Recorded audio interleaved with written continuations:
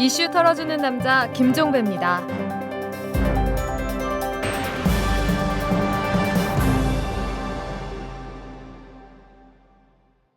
네, 또 한 주가 시작이 됐습니다. 월요일이죠. 8월 5일입니다.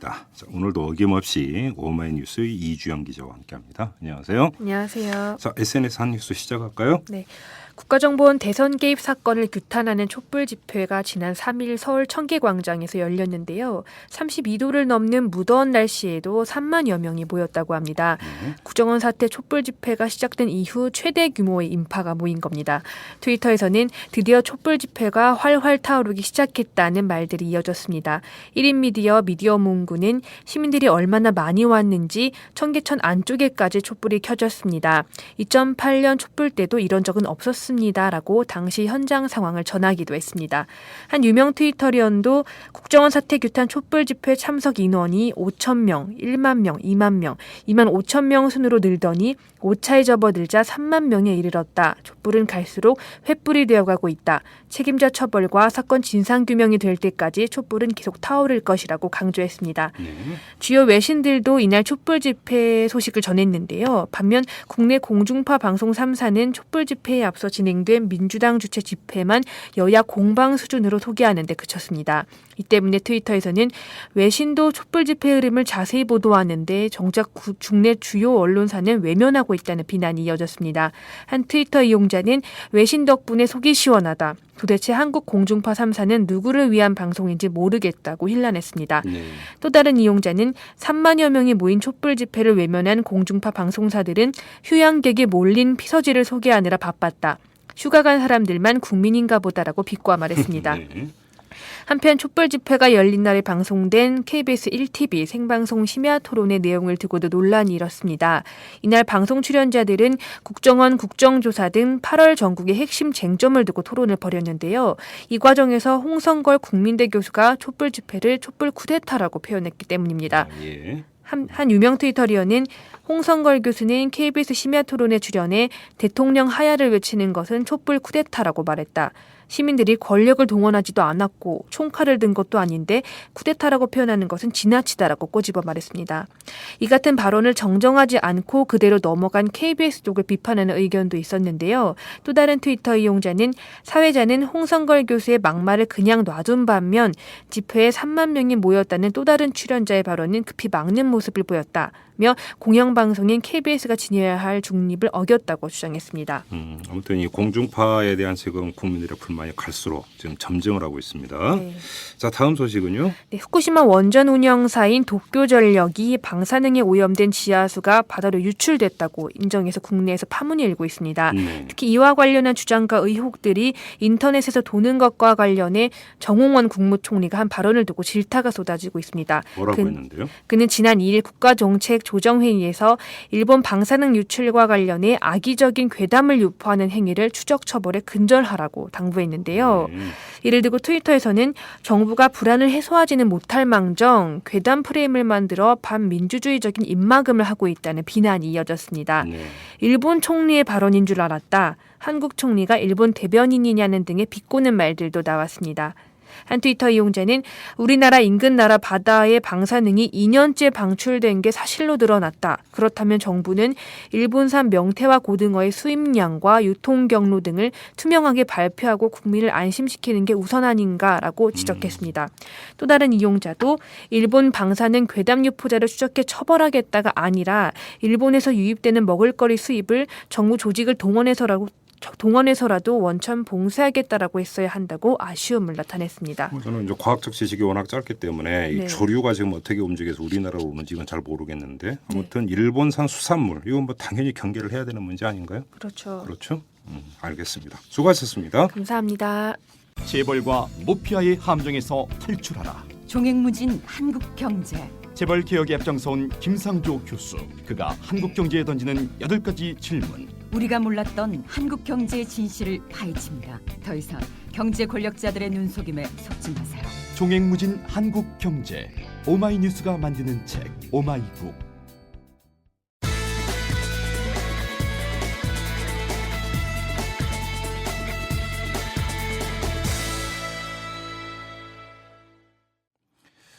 네, 민주당이 장외투쟁을 선언을 했죠. 더 엄밀하게 말하면 원내외 병행투쟁이 될 텐데요. 이에 따라서 지난 주말에 청계광장에서 집회를 연 데 이어 오늘은 이 국정조사특위에서 국정원 기관 보고가 예정이 되어 있었는데 여기에도 참여를 하겠다 이런 입장을 밝혔고요. 하지만 이 기관 보고의 생중계 여부를 놓고 지금 또 그 줄다리기가 계속되고 있는 상황입니다. 지금 녹음이 진행되는 시점이 오전 11시인데 지금 시점으로는 그렇습니다. 자, 오늘은 남마처럼 얽히는 전국 상황을 한번 정리해보는 시간을 갖도록 하겠습니다. 이 민주당 최고위원이신 우원식 의원을 연결하도록 하겠습니다. 여보세요. 네, 안녕하세요. 우원식입니다. 예, 안녕하세요. 지금 지금 시점에서 보면은 기관 보고 생중계 문제를 가지고 지금 마찰을 빚고 있는데요. 혹시 네. 그 사이에 새로 들어온 이야기는 아직은 없죠? 제가 이제 그 현장에 있다가 지금 막 들어왔는데요. 네. 원래 이제 그 1시간 동안, 오늘 국정원 기관 보고니까요. 네. 1시간 동안은, 양쪽 증인, 양쪽에서 발언하실 분, 예. 2명씩에서 4명에서 1시간 동안 공개하기로 되어 있는데, YTN과 국회 방송을 빼고 정말 그 중계를 해야 될 방송 3사, 네. KBS, MBC, SBS, 여기는 중계나 녹화 중계나 이런 걸 전혀 안 하겠다고 그러고 또 네. 현장에 가보니까 아예 방송사가 안 들어왔더라고요. 아예 안 왔습니까? 예, 나중에 SBS가 들어오긴 했던데, 들어가서 보니까 KBS, MBC, SBS가 다 안 들어와 있더라고요. 아니, 그래서 중계를 안 하더라도 뉴스 화면에 필요해서라도 올 텐데. 예. 제가 잘못 본 건지 하여튼 우리 의원들이 많이 들어가서 봤는데, 예. 카메라나 또, 이렇게 그 기자들은 꽤 들어와 있는데 그 세계 방송사가 안 들어와서, 네. 야, 이건 취재도 안 하냐, 이렇게 생각했는데 나중에, 이게 이제 문제가 되고 그러면서 SBS는 나중에 들어온 것 같고 나머지는 결국 안 들어왔는데 어쨌든 1시간 동안 공개하기로 한 건데 방송 3사가 안 하는 거, 이렇게 관심 있는 사안들에 대해서 방송 3사가 중계 안 한다는 거는 저희 상식으로서는 잘 납득하기가 어려워서 네. 이것도 무슨 작전이 있는 거 아니냐 이런 생각에서 이제 우리 국조특위위원들이 이런 상태에서 못하겠다. 네. 그래서 조금 전에 합의한 거는 2시에 네. 양당 간사가 방송 3사에 예. 중계를 요청하는 것으로 하고 2시에 속기하는 것으로 그렇게 합의를 했습니다. 그 일전에 그 간사인 정청래 의원하고 인터뷰를 할 때 이 중계 문제를 한번 여쭤본 적이 있었어요. 공중파 3사가 과연 생중계 하겠느냐. 그랬더니 그때 당시 정청래 의원은 아주 자신 있게 생중계 안 할 수 없다. 할 것이다라고 자신 있게 말씀을 하셨었는데 네. 지금 공중파 오늘은 그렇지 않았단 말이죠. 그렇다면 여기에는 지금 공중파 3사가 정권의 눈치를 보고 있다고 판단을 하시는 겁니까? 저희들은 그렇게 보는 거죠. 이 공중파 3사가 이렇게 중요한 일들, 오늘 기자들이 떼구름처럼 들어와 있던데, 네. 이렇게 중요한 일에 방송 3사가 중계 안 하는 일은 정말 의외 아닙니까? 네. 그래서 도대체 이건 말이 안 되는 일인데, 결국은 그렇게 한 이유는 우리가 무슨 증거가 있는 건 아닙니다만, 네. 상식으로 생각해 보면, 정권의 눈치 또는 국정원의 눈치를 보는 게 아닌가. 그렇게 보는 거죠. 그런데 형식적으로 편성권은 방송사에게 있습니다. 물론 그렇습니다. 양당 간사가 협조 요청을 한다 하더라도 방송사는 안 받아들일 수가 있는 거 아닙니까? 그러면 안 받아들일 수 있죠. 그러면 그냥 2시에 그냥 그 기관 보고는 그냥 계속 가는 겁니까? 그대로? 그때 상태 가봐야 될 텐데, 그건 제가 이제 협상 주체가 아니니까 그때 예. 가봐야 될 텐데, 예.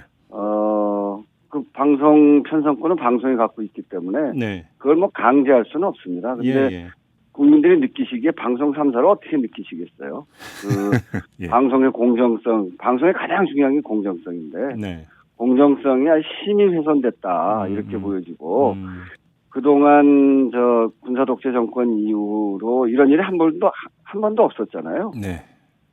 그런 관점에서 보이겠죠. 알겠습니다. 그나저나 김한길 대표가 박근혜 대통령한테 만나자고 제안을 했습니다.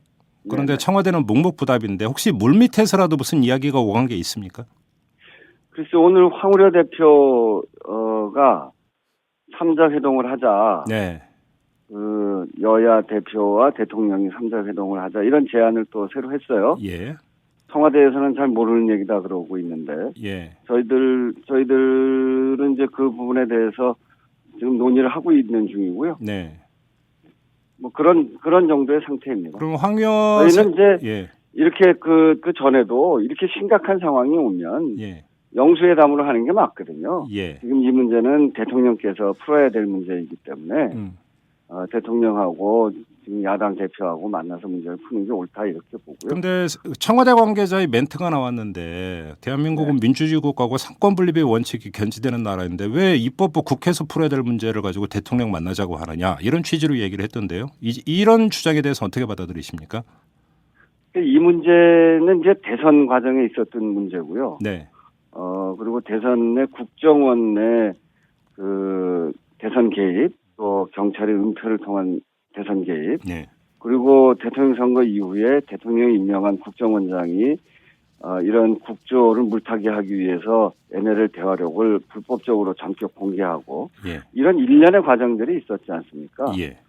그리고 대선 개입, 대선 과정에서의 국정원 경찰의 대선 개입 일대 후보가 지금 박근혜 대통령이시고요. 네. 그리고 그때 또 하신 말씀도 굉장히 많단 말이죠. 네.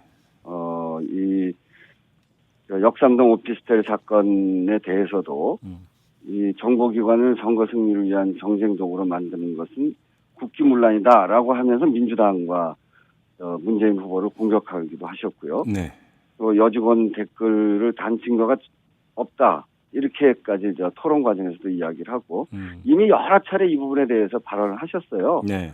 이제 그런 부분까지 포함하면 이 문제는 결국 새누리당이 풀 수 있는 문제가 아니라 예. 박근혜 대통령께서 풀어야 되는 문제라고 저희는 생각하는데 대통령은 아무 말씀 안 하시고 네. 또 새누리당은 지난번 제가 원내수석 대표로 정부조직 협상할 때도 보니까 이 정권의 눈치를 새누리가 엄청나게 보거든요. 네. 자율성이 별로 없어요. 그런 상태에서 이 파행까지 온 거고 국회가 지금 이 한 발도 앞으로 나가지 못하는 단계까지 왔기 때문에 네. 대통령께서 이 부분에 대해서도 이제는 침묵으로만 일관해서는 안 되고 말씀도 하셔야 될 뿐 아니라 이 문제를 풀어나가는 데서 적극적으로 역할을 하셔야 될 때가 된 거죠. 그래서 대통령께서 나서시라 이렇게 이야기하고 있는 겁니다. 이른바 영수회담이 한편으로 보면은 거기서 이야기가 잘 진행이 되면 이 꼬인 실타리를 푸는 계기가 될 수도 있겠지만 또 정반대로 거기서 이견이 노정이 되어버리면 그때는 민주당 입장에서는 퇴로가 아예 막히는 이런 측면도 있거든요. 이런 것도 고려를 하셨습니까? 네, 그렇죠. 저는 우선적으로는 대통령께서는 이 문제를 풀려고 해야 될 때가 됐다. 네. 더 이상 이제 뭐 조금 지나면 정기국회 아닙니까? 네. 정기국회에서는 정말 민생 살리기 위한 국회가 돼야 될 테고 네. 또 대통령은 지난 선거에 여러 가지 공약을 하셨단 말이에요. 경제 민주화 이야기도 하고 일자리 만들기도 이야기하셨고 결국 그게 다 국회의 동의도 받아야 될 뿐 아니라 또 함께 국정을 운영해 가야 되는 거죠. 이 국정 운영이 여야만 하는 것이 아니고 대통령도 다 같이 하시는 거 아닙니까? 네. 그런 점에서 이제는 이 국정 운영을 정상화시켜야 되는데 그걸 시키기 위해서는 저희들은 절실하게 지금 대통령이 역할을 하셔야 된다 이렇게 이야기를 하고 필요한 경우엔 그 사과도 하셔야 된다 이렇게 이야기하는데 그건 그냥 여야 책임이다 이렇게만 맡겨놓으면 문제가 풀리지 않죠. 그리고 그거는 어떻게 보면 정말 국정을 운영해 가는 데 있어서 무책임하다 이렇게 볼 수 있는 거고요. 자, 민주당의 요구 조건은 크게 세 가지입니다. 하나는 이른바 원판 김새, 국조 증인 채택 이거고요. 또 한 가지는 그 남대중 국정원장의 해임 그리고 마지막으로 박근혜 대통령의 사과 이 세 가지 아니겠습니까? 국정원 개혁 얘기죠. 그렇죠. 국정원 개혁. 자, 이거는 엔드 관계입니까? 오화 관계입니까? 제가 왜 이런 질문을 드리냐면 원판 김새 그 증인 채택 같은 경우는 이거는 예를 들어서 시한이 정해져 있는 문제입니다. 그렇지 않습니까? 네, 그렇습니다. 자, 그러니까 시한에 쫓겨서 결국은 만약에 이것이 무의로 그쳤다라고 한다면 그래서 국정조사가 사실상 허공으로 그 산산이 부서지는 결과를 빚었습니다. 그런데 이 상태에서 일부를 만약에 청와대에서 받아들인다면 그때는 어떻게 되는 겁니까? 예를 들어서 남재준 원장의 해임이라든지 이런 것들을. 그러니까 이제 이것은 우리가 국정조사를 하자고 하는 것은 국정조사에서 국정조사를 통해서 진실을 밝히고 그 진실에서 드러난 대로 책임자들에 대해서는 처벌을 하고 그 처벌 중에 남재준 원장에 대한 해임도 들어가 있는 거죠. 네. 그리고 그런 처벌의 결과로 국정원을 개혁을 하고 네. 그리고 이 안에 아까도 말씀드린 그런 문제들 그런 문제들에서 대통령께서 뭐 사과하셔야 될 부분들에 대해서는 사과하고 네. 이게 이제 하나로 다 엮여져 있는 거거든요. 예. 그래서 이 진상 규명이 안 된 상태에서 남재준 국정원장만 해임한다는 거는 또 그 앞뒤가 잘 안 맞는 얘기입니다. 네. 진상도 없는데 무슨 남재준 국정원장 해임하겠어요? 예. 그래서 그렇다고 원판 김새를 불러서 국정조사가 정상화된다고 해서 예. 이런 그 장외투쟁이 중단되는 것도 그것도 안 되는 일이고요. 결국은 이 국정조사 하는 것이 목표가 아니라 국정조사를 통해서 진상을 규명하는 게 그렇죠. 목표이기 예. 때문에 예. 그래서 이제 김한길 대표께서도 국정조사를 합의한다고 해서 우리의 투쟁이 끝나는 건 아니다. 이렇게 얘기한 게 그런 의미거든요. 예. 이런 것들은 결국은 민주주의를 다시 살려내고 이런 국가의 정보기관이 대선에 선거에 개입하고 이렇게 하는 것을 앞으로는 근원적으로 막아야 된다. 네. 이게 저희들의 목표고 예. 이 지금 장외투쟁의 목표다. 이렇게 얘기하는 게 맞습니다. 그럼 추가로 하나만 더 질문드리겠습니다. 박근혜 대통령의 사과를 요구를 하고 있는데 네. 구체적으로 무엇에 대한 사과입니까? 지난 대선 과정에서 예. 이 역삼동 오피스텔 사건 이후에 민주당에 대해서 이 댓글 단 흔적이 없다. 네. 이렇게 이제 그 후보 토론 때도 그렇게 이야기를 하셨고요. 네. 그리고 이번 사건이 저를 흠집내고 선거에 영향을 미치기 위한 민주당의 터무니없는 모략으로 밝혀지면 문 후보가 책임져야 된다. 네. 그리고 민주당도 국민을 혼란에 빠뜨리고 선거를 혼탁하게 만든 총체적인 책임을 져야 된다. 정보기관을 선거 승리를 위한 정쟁 도구로 이용하는 것은 국기문란 행위이다. 네. 그리고 민주주의 근간을 무너뜨린 것은 민주당과 문재인 후보다. 뭐 이렇게 이야기했잖아요. 네. 이것에 대해서도 사과를 해야 된다고 저는 보고요. 그러면 그리고 이제 특히 이 검찰 조사 이후에도 국정원 댓글 사건이 왜 생겼는지 그런 일이 있는지 모르겠다. 이거는 이제 전혀 나와 관계 없는 일이라고 말씀하신단 말이죠. 네. 그건 이제 그럴 수도 있다고 생각을 해요. 그거는 후보가 직접 나서서 했을 거라고 보여지지는 않는데, 근데 진상을 밝혀보면 그 캠프가 어떻게 연결됐는지는 밝혀봐야 될 테고요. 네. 국정원에 대해서 그 셀프 개혁하라는 거 아닙니까? 예. 근데 이거는 진상과 해법이 좀 틀렸다고 생각해요. 이런 것들이 지금 이제 국정을 이렇게 혼란하게 만드는 주요한 원인 중에 한 부분이다. 네. 저는 그렇게 생각하기 때문에 이런 부분들에 대해서 대통령의 책임 있는 그런 자세가 필요하다 이렇게 말씀드립니다. 그러면 예를 들어서 남재준 국정원장이 일방적으로 대화라고 까지 않았습니까? 이런 네. 거는 사과 내용에 포함이 됩니까 안 됩니까? 그것도 진상을 밝혀봐야죠. 본인이 했다고 그러는데 네. 어느 세상의 국정원장이 그렇게 혼자서 그런 중요한 일을 할 수 있겠는가라고 하는 것에 대해서는 전혀 남재준 원장의 그 해명이 설득력이 없거든요. 네. 네, 그래서 그런 부분들도 진상을 규명하고 대통령의 사과가 필요하다 이렇게 이야기하고 있는 건데요. 네. 하여튼 국민적인 눈높이에서 이 도저히 맞지 않는 이야기들이 많기 때문에 그런 부분에 대해서 진상규명을 하자는 겁니다. 저 입장 바꿔가지고 청와대 입장에서 보면은 예를 들어서 박근혜 대통령이 후보 시절에 국정원 댓글 사건과 관련해서 했던 멘트들에 대해서 사과를 하라고 요구를 해버리면 청와대 입장에서는 어떤 반박이 나올 수가 있냐면 이것은 지금 재판에 계류된 사건이고 앞으로 재판이 진행될 사건인데 이거에 대해서 대통령이 입장을 밝히면 결국은 그 재판부에 영향을 미칠 수도 있는 거 아니냐라는 형식 논리가 나올 수가 있습니다. 항상 나오는 논리 가운데 하나죠. 또 한 가지는 국정원장이 주도해서 이루어졌던 일방적인 대화로 공개나 이런 것들에서 사과를 해버리는 순간에 그거에 대한 위법성을 청와대가 인정을 했기 때문에 또 야당의 추가 공세를 유발할 수 있다는 청와대의 판단이 있을 수가 있습니다. 이런 점을 볼 때 사과가 그렇게 쉬운 일이 아닐 것 같아서 여쭤보는 겁니다. 쉽지 않은 일인 거는 분명하죠. 예. 그렇지만 이제 이것을 어디까지 끌고 갈 거냐라고 네. 하는 점에서 예. 그 분명한 건 민주당은 대선에 불복한다거나 네. 아니면 이것을 뭐 전체적으로 다시 바꾸자거나 그럴 생각이 추호도 없어요. 네. 지금까지 대선 무효 소송을 냈다거나 예. 무슨 효력정지 가처분 신청을 냈다거나 이런 것도 하지 않은 거거든요. 단지 민주당이 지금 중요하게 보는 것은 그 과정에서 정보기관과 경찰 이런 권력기관들의 대선 개입 이런 것들이 앞으로 다시는 일어나서는 안 된다는 겁니다. 네네네. 아무리 이제 그 최종 결론은 재판을 통해서 이루어져야 될 일이겠습니다만 예. 이게 댓글을 안 달았다든가 그리고 이건 민주당이 국기문란을 일으키는 무슨 여직원 감금 사건이라든가 이거는 이미 아니라는 게 다 드러나 있는 거 아닙니까? 예. 동영상을 통해서도 밝혀져 있고 지금까지 국정조사 과정을 통해서 그런 것들이 굉장히 많은 부분에서 밝혀져 있어요.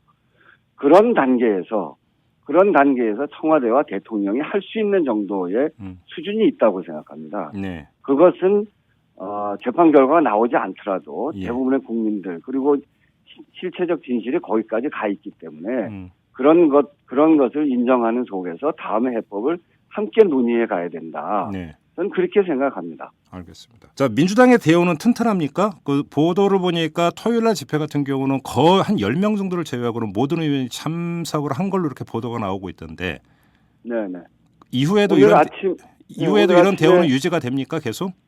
예, 그렇습니다. 오늘 아침에 저 의원총회를 천막에서 다시 했는데요. 네. 오늘도 한 100여 명 정확하게 제가 세보진 않았는데 네. 한 100여 명은 나온 것 같더라고요. 아, 그래요. 지금 문재인 의원은 참석을 안 하고 있는데 그 특별한 이유가 있습니까?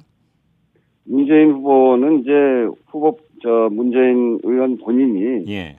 당시에 이런 일이 벌어졌던 상대 당사자이고 아, 후보였기 예. 때문에 예. 본인이 나서서 이 문제를 막 항의하기가 굉장히 껄끄럽겠죠. 자기 문제이기 때문에. 예. 그리고 그게 국민적으로 보면 또 음.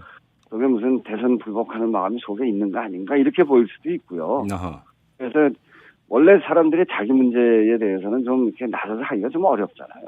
그런 차원으로 이해를 하면 되는 겁니까? 예, 그런 차원으로 이해하시면 됩니다. 알겠습니다. 자, 그 장애로 나가셨습니다. 이제 일반 시민들하고 이제 그 접촉을 하고 계시지 않습니까? 네, 그렇죠. 자, 시민들이 무엇을 가장 가깝해하고 무엇을 지금 그 풀어주기를 원한다고 파악을 하셨습니까? 첫 번째는 그 새누리당의 태도예요. 네. 국정조사를 한다고 해서 좀 기다려서 보고 있는데 네. 사실은 이제 그 국정조사 들어가기까지 과정에서 각계각층에서 시국성명이 나오고 촛불이 시작되고 그랬지 않습니까? 예. 이제 그래서 국정조사가 이루어졌다고 보기 때문에 국정조사에서 뭔가 좀 여야가 협조를 잘해서 뭐 진상을 좀 차근차근 밝혀나갔으면 좋겠다 이런 생각들이셨는데 네. 새누리당이 이걸 계속 딴지 걸고 또 특위위원도 문제 제기해서 정말 엉뚱한 이유로 문제 제기해서 안 하면 그냥 우리가 수용을 안 하면 그냥 버티기로 나오니까 민주당 대응도 너무 취약한 거 아니냐 이렇게 또 한편으로 민주당을 질책하면서도 새누리당에 대해서는 굉장히 분노하고 있어요. 마지막엔 그 증인 채택도 안 되고 며칠 남지도 않았는데 휴가 간다고 가버렸잖아요. 네.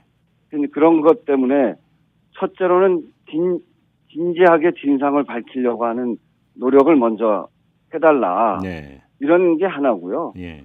또 하나는 이 진상이 사실은 또 많이 드러나 있고 네. 그 부분에 대해서 책임질 사람도 빨리 책임지게 해야 된다. 음. 이런 것들에 대한 요구가 크죠. 그리고 민주당에 대해서는 이게 이제 국정원의 대선 개입이나 경찰의 은폐를 통한 이 선거 개입이나 이런 것들에 대해서는 대부분 저희가 전국을 투어하면서 그 홍보도 하고 그랬는데 경상도를 가나 뭐 전라도를 가나 다 똑같은 얘기는 그건 그렇게 개입하면 안 된다. 네. 그렇게 얘기하세요. 근데 근데 이제 새누리당 쪽 가까운 분들은 뭐 지나간 얘기 갖고 아직도 그러냐 뭐 이런 질책이 있으시고요. 네. 또 많은 국민들은 민주당 좀 잘해라. 제대로 좀 밝혀라. 이런 이야기들 하시는데 우선은 진상을 잘 규명할 수 있도록 국정조사가 정상화되고 또 철저한 그 국정조사가 될 수 있도록 하는 노력이 첫 번째인 것 같습니다. 우원식 그 최고위원께서는 을지로 위원장을 맡고 계시죠, 당내. 네네. 이제 그 결국은 을을 위한 이 민생 입법 이것을 계속 이제 그 일선에서 진두 지휘를 해오셨던 분인데 야당이 장외 집회만 하면은 그 보수 언론이나 이런 데서 계속 이야기하는 게 민생을 팽개치고 있다라고 하는 지적입니다. 이번에도 네. 어김없이 이런 이야기가 나오고 있습니다. 네. 자, 그럼 한번 이 점을 여쭤보겠습니다. 민생도 결코 포기할 수 없는 문제 아니겠습니까? 네, 그렇습니다. 그러면 이 장애 집회와 민생 입법은 어떻게 병행될 수 있는 겁니까? 일단은 민생 입법 6월 달에 이제 그 새누리당이 도저히 하려고 하질 않아서 저와 윤우덕 의원 그리고 을지로위원회가 단식 농성도 하고 뭐 네. 이러면서 네. 그래도 일감 몰아주기법이나 몇 가지를 하지 않았습니까? 네. 그 이후로 한편으로는 국정조사 문제가 전 언론을 뒤덮고 있고 그런 과정에서도 을지로위원회에서는 신문고를 통해서 한 120가지 정도의 그 의뢰 눈물 사례를 그 신문고를 통한 접수를 받았고요. 네. 그 중에서 50여 건은 법률 상담을 해서 상당한 성과를 얻고 있습니다. 네. 그 법률 지원팀을 맡고 있는 박범계 의원은 책을 한 권 만들 정도가 됐다 이렇게 이야기할 정도고요. 네. 그리고 현장 방문을 한 40여 차례 제가 이제 일일이 다 다니면서 피해 현장도 가고 회사도 쫓아가고 그렇게 했고 또 그거를 기자회견을 했고요. 그리고 피해 사례를 9차례를 하면서 30여 건을 받았습니다. 지금은 국회가 열리고 있지 않기 때문에 현장을 쫓아다니면서 하는 활동을 주로 했고 그래서 남양유업이나 한국GM이나 CJ 제일제당이나 이런 데서 상생협약이 만들어졌습니다. 요즘은 한 언론을 보니까 대기업들이 을지로위원회 대응 매뉴얼을 만들었대요. 그래요? 예. 그래서 뭐 그런 기사가 나서 뭐 매뉴얼 내용을 보면 을지로위원회 신고되면 빨리 그 담당 의원을 접촉하고 또 잘못된 것은 버티지 말고 빨리 시인하고 네. 그리고 피해자하고 접촉을 빨리 하고 그리고 이 문제를 진지하게 풀어서 상생협약을 체결하고 그리고 언론에 공표해라 이런 매뉴얼을 만들었다고 그래요. 그렇듯이 이제 현장 안에서 이렇게 진행되고 있습니다. 단지 언론이 이걸 잘 보도하지 않아요. 예. 그러면서 언론에서 뭐 민주당이 민생을 포기한 거 아니냐 이런 얘기는 완전한 왜곡이고요. 새누리당이 그걸 공격으로 삼는데 저희는 이 일을 한편으로는 계속 해나갈 겁니다. 그리고 결국 을지로위원회에서 현장을 보면서 최종은 입법을 하는 거거든요. 그렇죠. 그 입법을 이제 9월부터 열리는데 필요한 입법 사안들은 지금 차근차근 국회에 발의를 하고 있고 네. 그걸 준비를 해 가고 있는 거죠. 근데 좀 제가 질문을 드렸던 요지는 입법이 필요해서 그 네. 국회로 들어가서 정기국회 일정에 참여를 하면 장애투쟁의 동력은 떨어질 것이고 장애투쟁에 집중을 하면 입법을 하는데 곤란하고 네. 이런 딜레마에 빠질 수가 있지 않습니까? 그 이제 국회가 열려면 아직 한 달도 더 남았고요. 예. 지금은 이제 입법을 준비를 차근차근 하면 되고요. 네. 그리고 9월 국회 들어가더라도 정기국회 회기가 100일입니다. 네네네. 그리고 이 회계연도가 시작하는 게 내년 1월 1일이기 때문에 네. 보통 국회는 그래서 연말 12월 말까지 합니다. 예. 그래서 입법할 수 있는 기간은 충분히 있고요. 오히려 저희는 이런 과정을 통해서 네.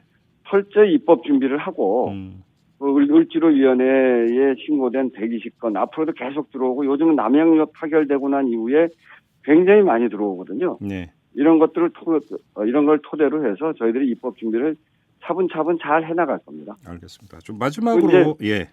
방송을 통해서 한 가지만 더 말씀드리면 요즘 이제 저희가 가계부채 문제를 가지고 소위를 만들어서 이제 추가적인 영역을 하나 더 만들어서 하고 있는데요. 네. 천막 당사에 이 채무 힐링 센터를 만들었습니다. 천막 당사예요? 예.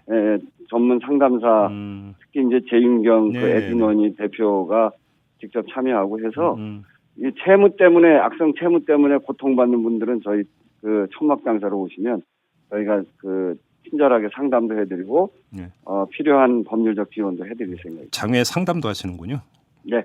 알겠습니다. 마지막으로 이 질문을 드리겠는데요. 지금 의원님하고 인터뷰에 들어가기 직전에 이 청와대 비서실 개편 기사가 떴습니다. 비서실장도 지금 바뀌었던데 김기춘 전 법무장관으로 지금 어떻게 파악을 하세요? 이 인사는? 그 김기춘 씨가 전에 검찰 출신이잖아요. 뭐 저는 김기춘 전 법무장관 하면 제일 먼저 떠오르는 게 초원 복국집 사건인데. 초원 복국집 사건도 있고요. 예.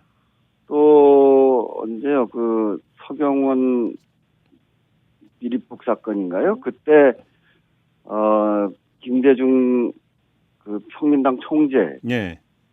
그 사건 때 그 구인되시고 그러셨는데 검찰로 네. 경찰로 구인됐든가 그랬는데 그때 서울지검장인가 예. 그래서 그 사건에도 관련이 있던 분입니다. 그리고 예. 굉장히 이제는 나이가 많으셔서 완전히 과거 인물인데 75인가 그렇죠, 나이가. 예. 예, 75인가요? 예, 예. 예, 그래서 그 75 거의 이제 유신 때 활동하셨던 분 아닌가 싶은데요. 네. 그 이후에 뭐 그 과정에 활동하셨던 아주 나이가 많으시고 또 과거에 여러 가지 그런 초원복국집인가요? 뭐 어떤 그런 흠결 같은 것도 있어 보이고 그런데 그런 분을 비서실장으로 시킨 거에 대해서는 참으로 의외고 요즘 국정 운영되는 것과 연결해서 보면 참으로 걱정스러운 좀 강경 기조로 갈 인정이다. 가능성이 높다 이렇게 보시는 겁니까? 그렇게 느껴집니다. 그래요. 근데 네, 그 개인에 대해서는 음. 제가 뭐 썩 잘 알지는 못하기 때문에 네. 근데 김기춘 전 장관을 비서실장에 앉힌 것 이전에 허태열 비서실장을 교체를 한 지금 반년밖에 안 되지 않았습니까? 예, 예. 이 배경이 더 궁금한데 지금 이 교체 타이밍이 너무 빠르지 않습니까? 예, 그것도 너무 빠른 것 같아요. 예. 왜 그랬는지 그건 이제 좀 한번 분석을 해봐야죠. 그러게요. 근데 이렇게 지금 청와대 비서실이 개편이 됐으면 네. 김만길 대표가 제안한 영수회담의 여지는 더 없어지는 거 아닙니까? 글쎄, 그건 모르겠어요. 지금 오늘 이제 황우려 대표가 여야 대통령께 3자 회담을 제안을 했는데 그거를 또 청와대에서 어떻게 볼지 네. 뭐 하루 이틀 지내봐야 되겠죠. 그렇죠. 아무튼 좀 약간 의아한 부분이 좀 있어서 여쭤봤고요. 자, 인터뷰는 여기에서 마무리하도록 하겠습니다. 고맙습니다. 네, 네, 감사합니다. 이슈 털어주는 남자 김종배입니다. 냉철한 분석, 깊이 있는 통찰로 우리 사회 현안을 털어드립니다.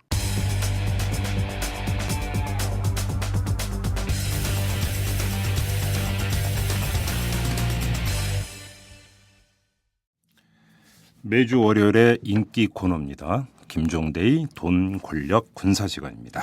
자, 디펜스 21 플러스의 김종대 편집장 나오셨습니다. 안녕하세요. 안녕하세요. 원래 녹음을 할 때 예. 김종대 편집장 위에 탁자에 아무것도 없었는데 순 구라로 풀었는데 그렇지. 왜 지금 이렇게 뭐 이렇게 종이가 쫙 그냥 펼쳐져 있어요? 이게 오늘은 컨닝?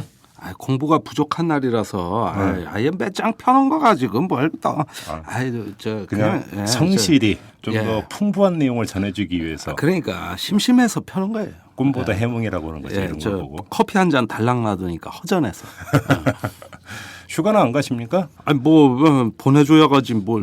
책부터 탈고 하세요 빨리. 예, 아주 막바지에 이르고 있습니다. 아주 예. 진을 다 빼고 있어요. 이 더운 여름날 참 고생하십니다. 개고생하고 있습니다. 아주. 뭐 호텔에 있다며. 이거 며칠 있다 나왔는데 못 견디겠더라고. 그러니까 아주 갇혀 지내는 거야. 출판사에서 호텔에 모셨다고 해서 좀 이상했는데 출판사 그렇게 돈이 많나? 역시 며칠밖에 안 됐군요. 한 일주일 됐어요. 네. 한번 해보세요. 호텔에? 네. 좀 호텔 방에 묵은 적이 없어서 지금까지. 이거 호텔 좋아요, 근데? 왜 그리야? 한번 촌스럽게 또. 아니 진짜로 저 농담이 아니라 진짜로. 진짜로? 응. 여태 뭐 했어요? 응? 참나. 뭐 말이 통해야 얘기를 하지. 그러니까 여기서 이제 중요한 게 그 호텔 뭐 간판은 다 호텔로 돼 있으니까 무궁화 몇 개짜리였는데요. 그건 잘 모르겠어요. 그런데 저는 웬만한 데는 다 가봤어요. 그래요? 예, 웬만한 호텔은 부럽죠. 그 라운지? 네, 커피 마시러? 자꾸 촌스럽게 얘기하시는데, 내 수준이 안 맞아 얘기 못하네. 그래요? 네. 갑자기 빈정이 생겼어요. 여름에 좀 다녀오세요. 돈 있어요, 가죠. 돈 있어요. 글쎄, 또 이거 궁상 맞네. 빨리 방송 진행합시다. 가시죠. 예. 자, 오늘 주제는 어떤 겁니까? 지난주 월요일이었죠? 예. 육군 소위가 KBS 다큐멘터리에서 이제 GOP 소대장으로 처음 부임했는데 두렵고 떨린다. 내가 어리버리해서 좀 떨린다. 이런 갓인관한 소위였어요. 갓인관한 소위가. 예. 이제 그 전방을 취재한 거죠. 방송국에서. 예. 그 말이 방송됐어요. 이걸 갖고 김관진 국방장관이 버럭 화를 냈습니다. 예. 그래가지고 지금 뭐 육군 정훈 해가지고 공보계통 다 경위서 쓰고 난리 났어요. 아무래도 그 소대장 안위가 좀 걱정이 되네요. 뭐 무슨 또 징계나 처벌 안 받을까 모르겠어요. 방송 마이크 앞에서 조전박살 내겠습니다 이런 얘기를 해야 되는데. 그렇지. 그렇게 해서 소리 버벅 지르면서 왜 겁난다고 하냐. 군기 그러니까 사기 떨어뜨리는 거냐. 뭐 이런 겁니까? 그걸 예비역 장군들이 보고 장관실로 전화를 엄청 했답니다. 예. 그래가지고 뭐 저런 방송이 나가고 말이지. 그래가지고 장관이 아니 뭐 소대장이 전쟁을 두려워하는 것처럼 비춰졌다. 네. 이게 말이 되느냐. 예. 근데 그 다음 말도 있거든요. 예, 뭐 두렵고 떨린다 이러지만은 자부심을 느낀다 그랬고 예. 이런 데 와서 그 이렇게 자기 목숨을 걸고 복무하는데 외부에서 그 가치를 몰라주는 게 참 안타깝다. 예. 예, 그러니까 두렵고 떨리는 마음이 자부심으로 이래 연결이 된다고. 예. 우리가 보기에는 너무 자연스럽고 진솔해요.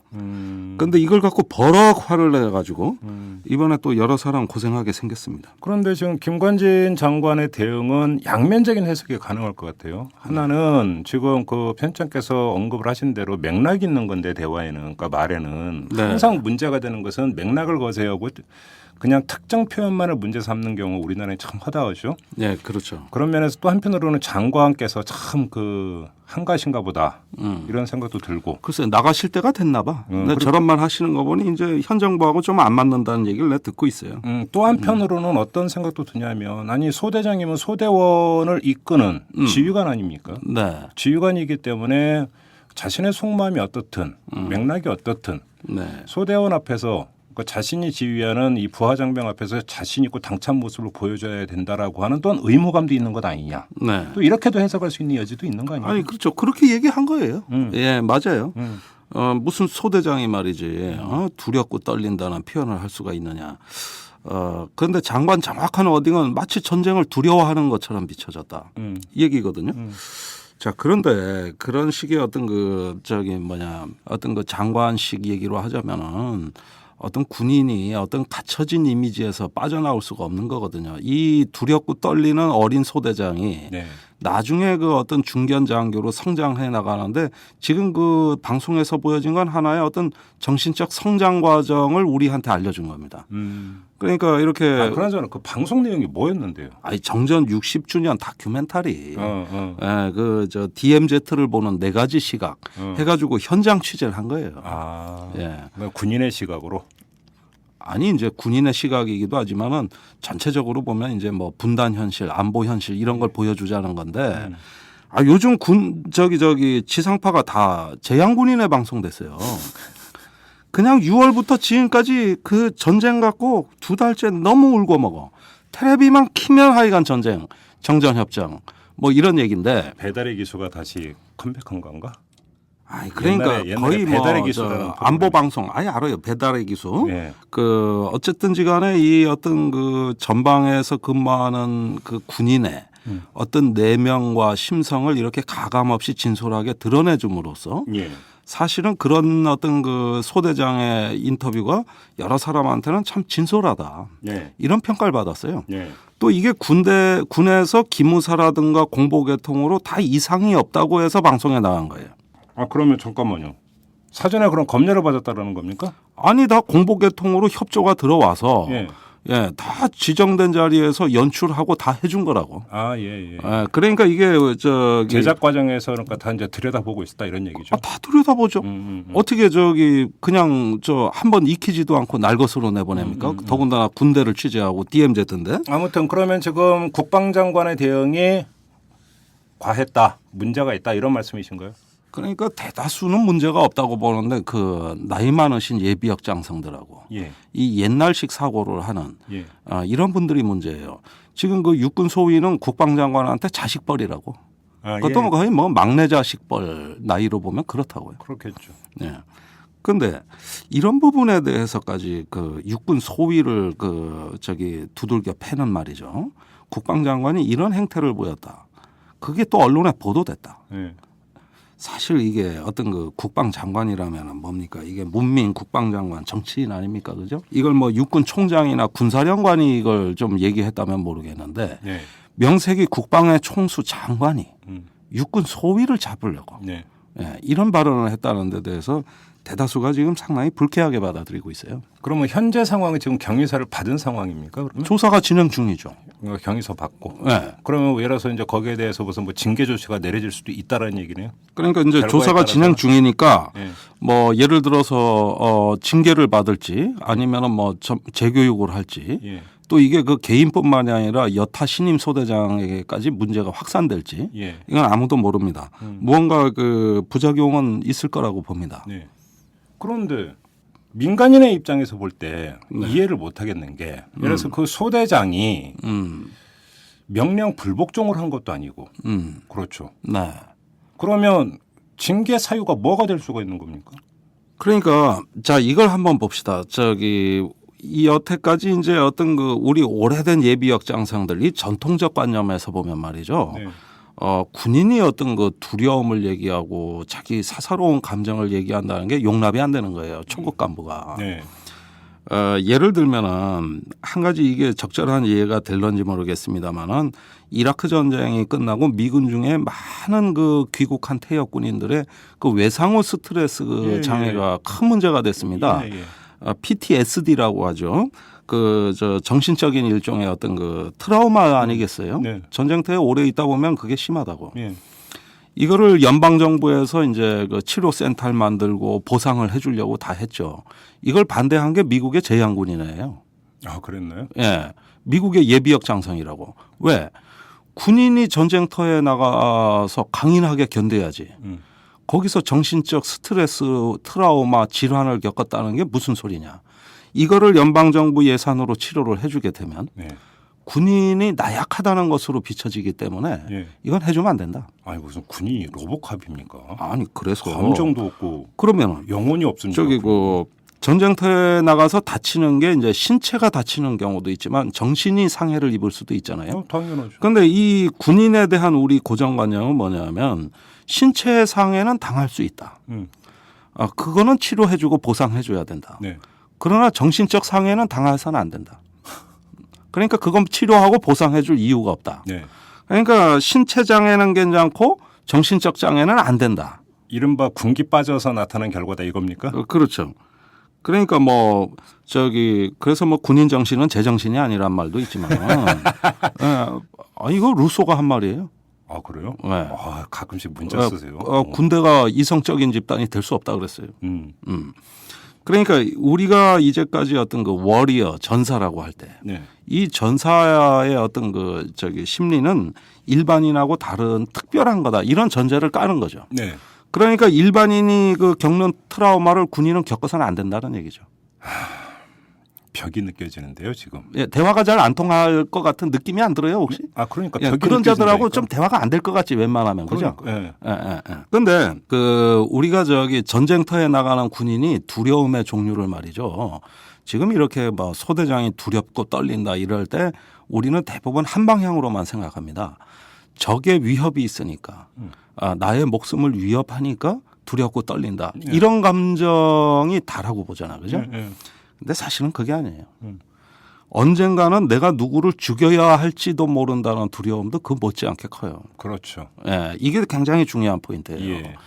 대부분 그 전쟁터에 나가는 군인들이 스트레스를 받는 거는 아무리 목숨이 위험한 그 임무라 하더라도 사람을 죽이지 않는 임무가 있다고. 예를 들어 지원을 해주는 거. 네. 뭐 탄약을 보급해서 후방 지원을 해준다든가 환자를 나른다든가 이것도 똑같이 위험한 일 아닙니까? 네. 그런데 그 전쟁터에서 군인들은 저기 적군을 죽이는 것보다도 더 위험하더라도 이렇게 죽이지 않고 위험을 수행하는 일, 위험을 감수하는 일 이런 걸 훨씬 선호한다고. 그러니까 군인의 두려움은 자기가 죽을지도 모른다는 두려움과 누구를 혹시 죽여야 될지도 모른다는 두려움 두 가지예요. 네. 네. 근데 우리는 대부분 뒤에 거는 잘 그 눈여겨보지를 않는다고. 그런데 그 2차 대전이 끝나고 미국의 마샬 준장이라고 있었어요. 네. 이분이 아주 기념비적인 연구를 하는데 그 남북 전쟁부터 2차 대전까지 쭉 근접 전투를 분석을 했어요. 예. 그런데 그 상대방을 향해서 어떤 그 정확하게 조준 사격을 한 병사의 비율이 50%가 안 되더라는 거예요. 아. 그건 남북 전쟁이건 아니면 2차 대전이건. 그러니까 이른바 이제 참호 속에서 그냥 총구만 내밀고 그냥 마구 갈겨버리는 비슷한. 그렇지. 그래가지고 독일군하고 뭐 불란서군하고 대치하고 있을 때 서로 약속된 시간에 사격을 하니까 예. 그렇게 묵계가 성립되니까 지휘관이 내려와 보고 경악을 했다는 거 아니야. 그러니까 허공 보고 그냥 갈겨버리는. 쏘는 척만 하고 네. 서로 안 죽이기로 이미 병사들 사이에서는 전쟁 터에서부터 어떤 거 하나의 어떤 거 룰이 생기는 겁니다. 그러니까 지금 말씀하신 걸 이해를 할 수 있는 게 단적인 예가 이제 총살형이 있지 않습니까? 네. 총살형 같은 경우는 그러니까 그 총살당하는 사람을 세워놓고 여러 명이 서가지고 소속사를 하는데 거기에는 실탄이 장전된 것은 딱 하나밖에 없지 않습니까? 나머지는 공포탄. 그죠? 왜? 내가 저 사람을 그것이 아니고 저 사람이 죄인이든 뭐든 그냥 쏴서 죽였다라고 하는 것에 대한 어떤 그 자책감이라든지 어떤 그 정신적인 압박감들을 일정하게 어떤 덜어주기 위해서 그런다는 해석도 있거든요. 그건 내 몰랐네. 그렇지 않습니까? 아니 그런데 역시 마샬 장군 연구에도 나오는 얘기인데 그러니까 지금 그런 어떤 총살이라든가 이런 여러 가지 어떤 그 연습을 하는 이유도 실전에서 적에 대해서 보다 더 과감해지라는 뜻이 있는 거예요. 네. 예. 그러니까 이런 것들을 평소에 어떤 숙달하고 연습하다 보면은 적을 죽여야 된다는 두려움도 이것이 줄어든다는 거죠. 이런 식으로 이제까지 모든 군대의 어떤 그 지휘관들은 어떻게 하면은 병사들이 조준 사격을 제대로 할까에 맞춰져 있다고 해도 과언이 아니었어요. 네. 지금 우리 군대의 정원 교육을 보면 그래요. 왜 적개심을 자꾸 주입하겠다 그러냐? 이거 제 표현이 아니라 육군본부 표현이에요. 예, 대적관 적개심을 주입하겠다 이렇게 아예 공식 문서에 쓰고 있는데 왜 그러면 그렇게 어떤 그 대적관을 자꾸 강조하냐면은 그러지 않으면은 실제 전쟁에서 총구가 흔들린다는 거지. 네. 그러니까 똑바로 겨누도록 이걸 자꾸 교육을 시켜야 되는 거예요. 그러니까 옛날부터 지금에 이르기까지 모든 전쟁의 지휘관들이 고민하는 거는 제대로 사격하게 하는 거. 예. 네. 여기에 맞춰져 가지고 연습시키고 정신 구조를 바꿔놓고 이런 식으로 자꾸 주입을 하는 거죠. 그런데 이걸 제일 잘하는 군대가 주로 독재 국가라고. 예. 가미가제 봐. 그렇죠. 목숨을 초계와 같이 버려. 예. 또 히틀러 군대 봐. 예. 하고 얼마나 무식해요. 군인 정신으로 보면 최고 아니야. 예. 그런데 민주주의 국가는 그것보다는 좀 나약해 보이죠. 예. 좀 뭔가 어떤 인명을 존중하고 어떤 인본주의를 나름대로 구현함으로써 그렇게 무슨 자살 특공대 이런 거 없잖아. 민주주의 국가. 그러니까 역사상으로 볼 때 결과적으로 승리를 거둔 국가는 그러니까 그 민주국가 대 독재국가라고 하는 대립구도 속에서 이야기를 굳이 한다면 민주국가에서 항상 승리하지 않았어요. 아니 그러니까 결국은 적개심을 주입하고 그 대적관을 확립하는 군대가 꼭 이겼다고 볼 수 있냐 이거예요. 어떤 초계와 같이 그죠? 네. 목숨을 버리는. 네. 특히 일본의 제국주의 시대 군대는 그런 면에서 아주 탁월했잖아요. 그렇죠. 네. 그래가지고 일부러 또 불교의 선도 가르쳤잖아. 선. 그랬나요? 참선. 네. 이거서 목숨에 대한 어떤 그 관념이 완전히 이렇게 초월하도록. 근데 제가 어느 다큐인가를 본 적이 있는데 TV에서 방영됐던 그게 이제 가미가제. 가미가제 이제 한국인들도 이제 포함이 되니까 그 징용 끌려갔던 한국인들도 포함이 되어 있는 다큐를 본 적이 있는데 그러니까 내일 출격. 가미가제로 출격하는. 그 친구들도 보니까 인간적 권해와 두려움과 이런 것들이 엄청나게 컸더만 보니까. 당연하죠. 사람인데. 그런데 그거를 그 강한 규율로 표현 못하게 하고 억압해 버리는 겁니다. 그렇죠. 바로 그거죠. 예, 그렇다면 그것을 억압하는 군대보다는 어느 정도 그것이 표현되도록 허용을 해주되 그것을 스스로 극복하게 동기를 부여하고 또 어떤 그 치밀하고 객관적으로 일선의 전투원이 자기의 목숨도 보호할 수 있는 이런 방책도 스스로 수립하도록 나름대로 어떤 인본주의적인 어떤 존중, 배려 이런 것들이 있는 군대가 다 이기더라는 거예요. 역사적으로. 그런데 여기서 입장 바꿔놓고 한번 이제 생각을 해보면 집단 감염이라고 하는 표현을 우리가 종종 쓰지 않습니까? 정서적 감염도 있단 말이에요. 있죠. 예. 그렇죠. 예. 근데 예를 들어서 그러니까 그 소대장이 두렵다, 무섭다 이런 얘기를 그러니까 그 부하장병 앞에서 공공연히 하고 이러다 보면은 예를 들어서 이제 뭐 부하장병들도 그런 얘기를 하고 결국 이렇게 가다 보면 당나라 군대 되는 거 아니냐 이런 그건 안 되죠. 우려할 수 있잖아요. 아니 그건 안 돼. 나도 지금 저기 말씀하신 대로 예.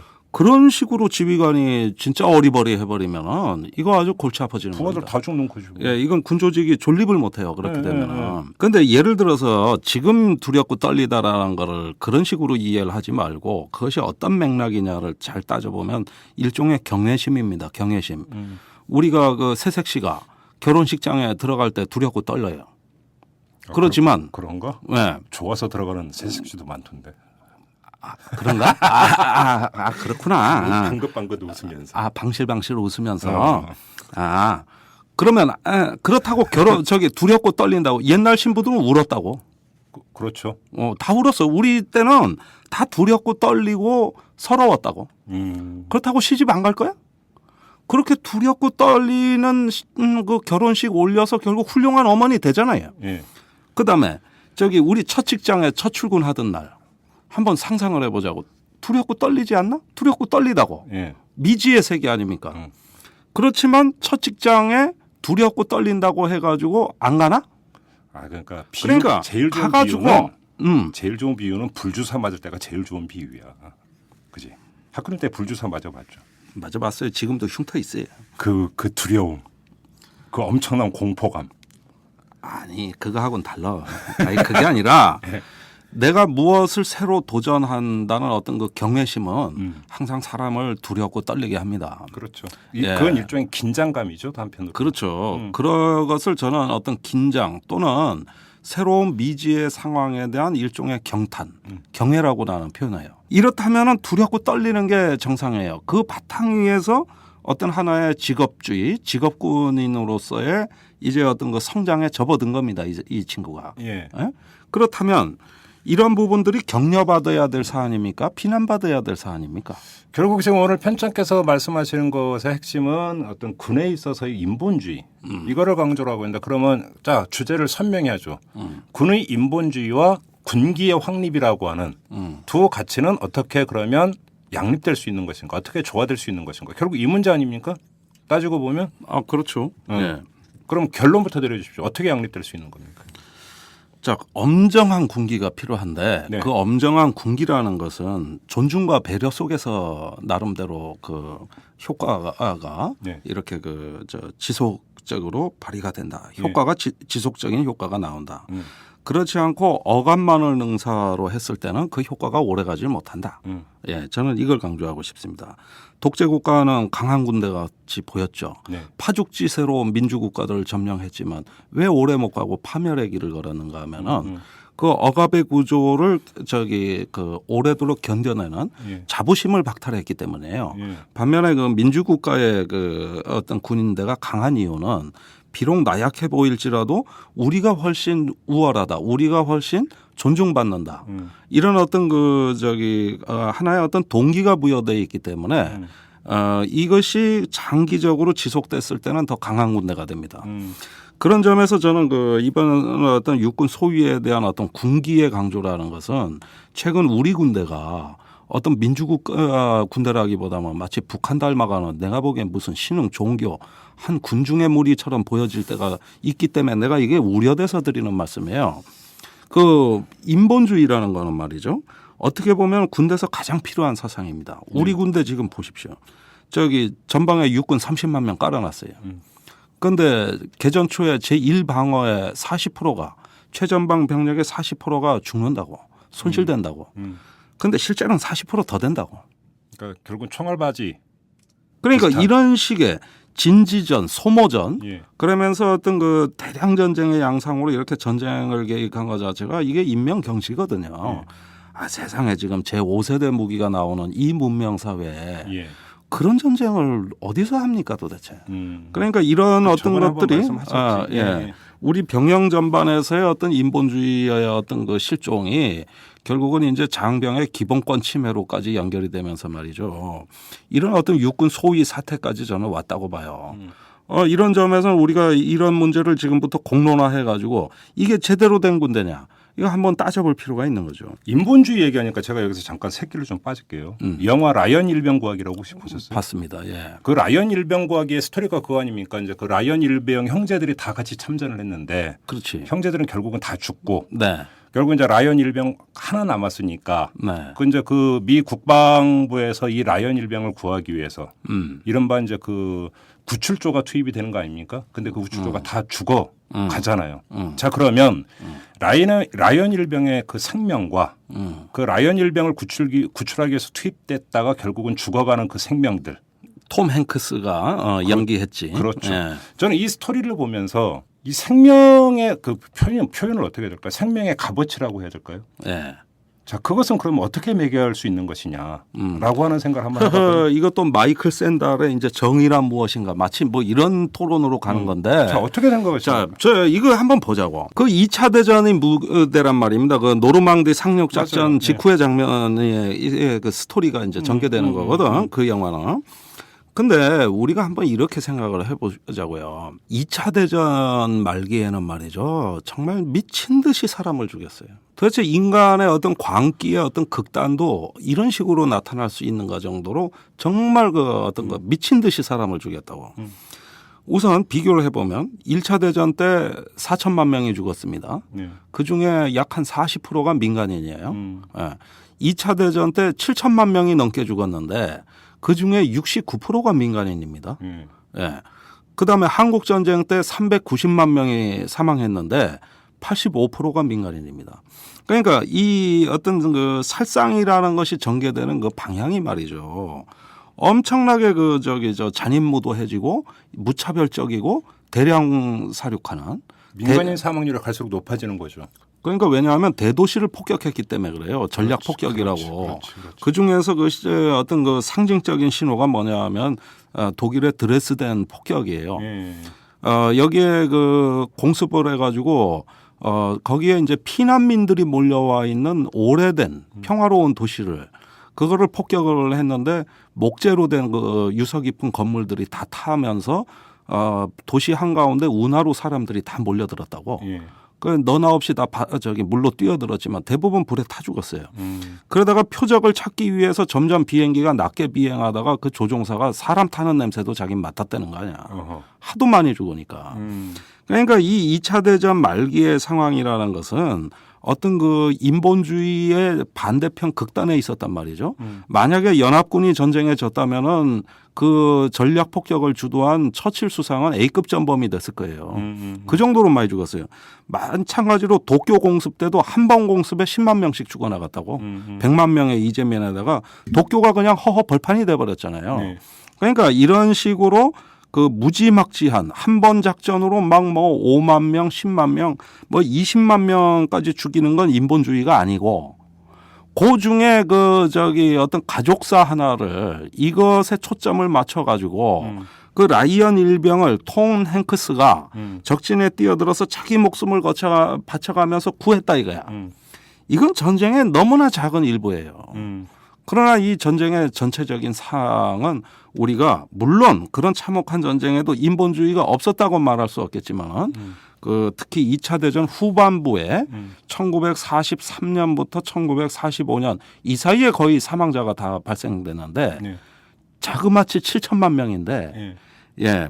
인류 역사상 다시는 재현되기 어려운 이런 식의 어떤 그 여기에서 어떤 한 장면을 포착해 인본주의 영화를 만들었다? 우리가 여기서 헷갈리면 안 됩니다.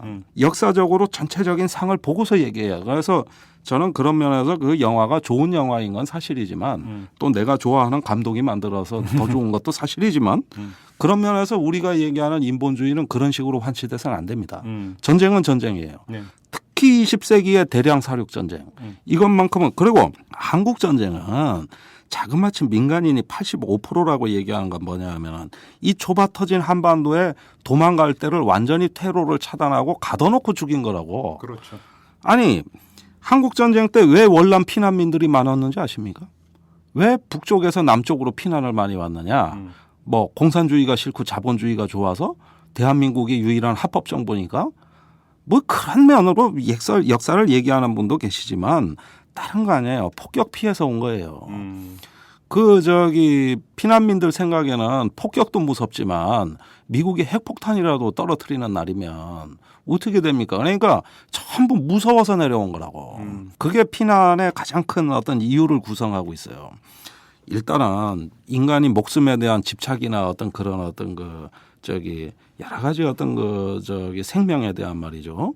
어떤 경외 또는 공감대, 연민 이런 부분에 대한 어떤 것들은 군인이건 민간인이건 우리가 다 같이 이러한 감정을 갖고 있는 거고 그 전제하에서 군대라는 조직은 그럼에도 불구하고 어떻게 자부심을 갖고 싸우냐 이 동기부여가 중요한 거란 말입니다. 결론 삼아서 전쟁과 인본주의가 양립할 수 있는 가치입니까?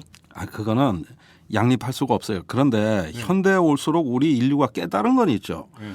자, 그렇게 미친 듯이 죽이고 미친 듯이 죽고 이제 이 짓 좀 그만하자. 그래서 베트남 전쟁 이후로 이제 국가 간 전쟁에서 뭐 100만 명이 죽고 이런 전쟁은 사라졌거든. 어느 날 갑자기 사라졌어요. 아시아에서는 1980년 이후로 분쟁이 없어요. 그러니까 이제 평화와 번영, 이제 어떤 존중과 배려의 정신이 이렇게 확산이 됐다고 볼 수 있는 거고 그렇지. 아니 20세기 전반부에서 그러니까 1차 대전에서 베트남 전쟁까지 이르는 약 한 60년의 시간은 인류 역사에서 아주 특이한 기간이에요. 그렇게 미친 듯이 사람 죽인 때가 어디 있어. 물론 그 뒤에도 어떤 전쟁으로 많은 사망자가 발생한 경우가 있지만은 그 뒤로는 다 내전이라고 사실은. 네. 콩고 내전 500만 명이 이상 됐습니다. 그렇죠. 보스니아나 이런 데도 그렇고. 예. 그런데 내전이지 이제는 국가 권력으로 국가가 타 국가를 그렇게 대량 살상하는 전쟁 전 불가능하다고 봐요. 이젠 그걸 인류가 용납할 수가 없는 거죠. 그래요? 예. 자신하십니까? 자신합니다. 정말로 그럴까요? 예, 이제는 그런 전쟁 불가능합니다. 그러니까 1차 세계대전이나 2차 세계대전이 일어났을 때 광기라고 하는 것은 이유와 논리 갖고는 설명이 안 되는 것 아닙니까? 그렇죠. 그리고 그건 어느 한순간에 나타나지 않습니까? 갑자기 그래지죠. 그렇죠. 예. 물론 갑자기라고 하는 것은 나타난 결과만이 물론 그 전에 전 단계에서 이제 물론 전조는 계속 나타나지만 그렇게 본다면 앞으로 일어나지 않는다라고 어떻게 장담할 수 있겠습니까? 아니 사라예보에서 총성 한 방이 유럽 전역을 그렇죠. 전쟁으로 몰아넣었어요. 예. 막연한 두려움과 공포에서 너나 없이 다 전쟁에 뛰어든 겁니다. 그게 1차 세계대전입니다. 자, 그런 어떤 시절이 있었죠. 그런데 왜 현대에 와서는 그런 전쟁이 이제 어려워졌다고 보느냐 하면은 우리가 이제 세계화가 진행되고 어떤 자유롭게 소통하고 상호 의존한 세계를 이뤄가는 가운데 무언가 인류가 전쟁하는 방법도 꾸준히 발전시켜 왔지만 또 전쟁을 막는 지혜도 같이 발전시켜 왔다고. 오히려 20세기 전반부에 워낙 특이한 폭력의 시대를 이게 에릭 홉스 봄이라는 학자가 분석한 폭력의 시대라는 책을 제가 일독을 권합니다마는 그러한 특이한 시절을 겪었다는 것에 대한 어떤 깊은 트라우마 또 비정상성 이런 것들을 우리가 깨달았다고 보고 지금은 전쟁을 막는 지혜도 마찬가지로 전쟁을 하는 방법 못지않게. 근데 결과적으로는 막았지만 뭐 한반도에서도 1차 북핵 위기가 있었을 때 미국이 그랬죠. 북한은 그냥 완전히 공습을 하려고 하지 않았을까? 완전히.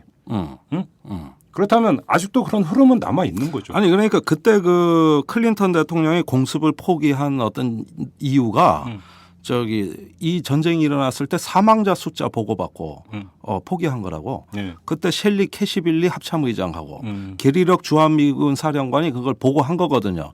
그 보고 하나에 클린턴이 자기 생각을 바꿨어요. 폭격 못하는 겁니다. 그러니까 이 대량 사륙이라는 점에서 지금은 서구가 이제는 그런 걸 결심을 못하는데 원래 이렇게 사람을 많이 죽이고 적을 많이 파괴하는 건 서구식 전쟁 개념이에요. 네. 이 고대 중국이나 아니면 중국 내전 때나 한국 전쟁 때까지 보면은 동양의 사고 방식은 뭐냐면은 적의 무기를 뺏어서 내가 쓰고 심지어 사람까지도 포로로 잡으면 심리전을 해가지고 우리 군으로 만들어서. 그렇죠. 그러니까 적과 내가 그렇게 구분이 뚜렷하지가 않아요. 내 걸로 만들어버려요. 반면에 서구의 군사 사상은 다 파괴입니다. 무력화예요. 이러다 보니까 많이 죽여야 돼요. 그러나 서구의 군사 사상이 지금 동양으로 회귀하고 있습니다. 구태가 그렇게 많이 안 죽여도 이길 수 있다. 예, 이런 사상은 원래 동양의 사상인 거죠. 그래서 그 걸프전 때 우리가 퇴각하는 쿠웨이트에서 퇴각하는 이라크군을 고속도로에 가둬놓고 테러를 완전히 차단한 상태에서 미군이 10만 명을 죽였어요. 예. 그런 전쟁도 이젠 전 불가능하다. 그런 거 보니까 갑자기 장기가 생각이 나네. 그죠? 장기? 장기는 뭐냐면 뭐 그 쪼를 잡든 말을 잡든 상을 잡든이 중요한 게 아니라 궁만 잡으면 끝나는 거잖아. 그렇지. 그죠? 응. 그게 그러니까 그 동양의 어떤 그 전쟁이라고 하는 게 결국은 궁잡기 전쟁이었던 거네. 그죠? 아니 그런데 적의 병력을 완전히 싹쓸이 해버리는 게 아니라. 동양에는 장기뿐만 아니라 바둑도 있어. 그렇죠. 바둑은 또 달라. 상대방 맞아. 돌을 많이 잡는 사람이 이겨. 맞아. 바둑은 그래요. 근데 네. 장기는 그렇지가 않거든. 훨씬 장기가 동양적인 거라고 볼 수 있겠죠. 그런가요? 예. 아무튼. 아니 그래서 톨스토이가 오늘 문자 여러 번 나와요 지금 또. 그러네. 로스에서 톨스토이 또. 예. 뭐라 그랬냐면은 장기가 과학이라면 바둑은 철학이다. 그래요? 네, 이런 말을 한 적이 있습니다. 톨스토이가 장기를 알았어요? 바둑도 알고? 알아요. 그 사람들이 동양 문화에 제일 특이하게 봤던 게 바둑이에요. 제가 온라인 바둑 7단입니다. 진짜? 네. 진짜라니까. 진짜? 요즘 바빠서 6단으로 기원 내려왔지만. 기준으로는 하면은. 기원 기준으로 옛날에 영등포 내기 바둑이 제일 짰어. 거 가면은 급수 함부로 불렀다가는 돈 잃고 나오기 딱 좋았어. 그러니까 기원 기준으로 얼마나? 야, 그때 내가 조금 원래는 1급인데 1급을 감히 얘기를 못했지. 영등포가 워낙 짜니까. 아니 어떻게 1급에서 7단으로 뛰어 갑자기? 온라인이잖아. 온라인은 뻥튀기가 심해. 그냥 바둑 둘 줄 모르시는구만. 전 바둑은 몰라요. 장기는 좋아하는데. 왜냐하면 제가 바둑을 배우다가 그러니까 호텔에도 안 가봤어. 바둑도 못 뛰어. 그 귀하는 왜 나하고 공통점이 이런 얘기가 나와야 내가 흥분을 하는데 잘 모르시네? 제가 왜냐면 장기도 별로 이겨본 적이 없어. 저는 무조건 장군하다가 외통수를 당해 항상. 저는 방어를 안 해. 방어를 안 해. 그래서 이겨본 적이 거의 없어. 그러니까 바둑을 두면 대마 불사가 아니라 대마 항사야. 항상 죽어 대마가. 그래서 이건 나하고 안 맞는다. 국가가 그러면 큰일 나지. 국가가 그렇게 비전략적이면 그거 망하는 거지. 무조건 귀하고 나하고 그럼 맞는 게 술 먹는 거 외에는 없잖아. 이름 비슷하고 됐고. 자 이제 마무리를 좀 해야 될 건데 아까 근데 그렇죠. 제가 그냥 넘어갔는데 중요한 얘기가 하나 있었어요. 김관진 국방장관이 눈밖에 난 것 같다. 올해 못 갈 것 같다라고 얘기를 했어요. 예. 그럼 어떤 근거로 얘기한 겁니까? 아니, 그거 요즘 상당히 땡기네. 예, 요즘 청와대가 국방장관이 새로운 정부 시책에 협조를 안 한다고 궁시렁 해요. 그래요? 예, 그러면 또 대놓고 그렇게 국방부가 얘기합니까? 스트레스 받고 아주로 김우선화 국정원이 그걸 꼬질른다고 예. 청와대에다가 예. 그 정보보고서 올리잖아요. 예. 그러니까 말이지 그런 짓이나 또 남재준 씨가 또 하고 있어요. 그러니까 이 그래요? 군기반장이라고 이게 국정원이. 그러면 남재준 국정원장과 김관진 국방장관 간에는 또 묘한 기류가 있는 겁니까? 역시 이제 지난 정부에서 임명한 장관이라는 게 한국의 이 정치 문화에서는 알게 모르게 불편한 동거가 되는 겁니다. 그렇죠. 왜 장관을 신정부 들어오면 싹 갈아치냐고. 그것도 또 그냥 유임시키고 싶어서 유임시킨 게 아니라 김병관 후보자가 낙마했기 때문에 그렇죠. 어쩔 수 없이 앉혀놓은 거 아닙니까? 근데 지금까지 이건 불편한 동거예요. 김종대 편집장이 쭉 지금까지 이탈 남아서 얘기한 거 보면 박근혜 청와대하고 김관진 장관은 코드가 아주 잘 맞는 것처럼 지금까지 얘기를 했었잖아. 아니 대북 강경책에선 그랬는데 이제 서서히 이제 어떤 거가 그렇게 갈리는 거예요? 첫째 군 정기 인사. 인사. 군인은 누구나 자기 식구, 자기 새끼 챙기고 싶어 한다고. 그런데 그렇게 자기 새끼 챙기고 싶어 하는 그 육군 사성 장군들이 현 정부 핵심부에 질비하잖아요. 그러면 고집센 국방장관이 눈에 가시 아니에요? 네, 이런 어떤 인사 갈등. 그다음에 이제 현 정부가 얘기하는 국방 3.0이라는 시책이 있어요. 네. 이걸 국방부가 협조를 안 해준다고 또 불평을 했더라고 청와대가. 이런저런 것 때문에 갈리는 건 시간 문제예요. 오래 못 가요. 네. 언제 그것 한번 따로 한번 짚어보죠. 국방 3.0? 네, 아니 3.0이 아니라 김관진 얘기를 해야지. 왜 국방장관이 오래 못 버티는가? 이 정치적인 문제가 뭔가? 이걸 얘기해야 군인들이 이탈남을 다 듣지. 아니 그래도 국민 입장에서는 국방 3.0이 뭐고 어떤 방향으로 내용 가고자 하나도 없어. 저기 내용 하나도 없어. 네, 물어볼게요. 한반도 신뢰 프로세스가 뭐요?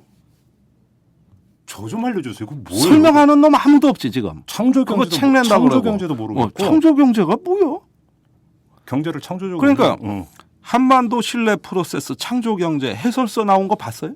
아니요. 설명하는 사람 있어요? 박근혜 대통령이 설명하긴 했는데 그 설명도 어려워. 아이 그러니까 저기 지금 청와대는 지가 하는 얘기가 뭔지도 모르고 얘기를 하니까 그러면 부처에서 뒷받침을 못 국방 한다니까. 3.0도 내용이 없어요? 없어요. 뭔 얘기인지 모르겠어? 없어요. 난 아무리 들어도 모르겠어요. 무슨 얘기인지 모르겠어요. 그럼 방송이 어렵겠네. 아무리 듣고 다시 되새김질해봐도 그게 뭔지 모르겠어요. 그러면 그냥 네. 김관진 장관 특집으로 한번 가시죠 나중에. 예, 이런 식으로 행정력 낭비하고 자기들끼리 감정 싸움하는 거예요. 알겠습니다. 자, 오늘은 군의 인본주의에 대해서 얘기를 했는데 아주 상당히 철학적인 그런 이야기로 한번 흘러가 봤어요. 네. 뭐 마무리 발언 하실 거 있으십니까? 아이 근데 충분히 했습니다. 여기 오면 할 얘기 다 합니다. 네, 항상. 오늘의 예. 결론은 영등포 기원이 상당히 짰다라는 사실이었습니다. 네, 1급이었답니다. 이상 마치겠습니다. 네. 고맙습니다. 감사합니다. 여러분은 지금 10만인 클럽 회원 김희진이 후원하는 김종배의 이슈 털어준 남자를 듣고 계십니다.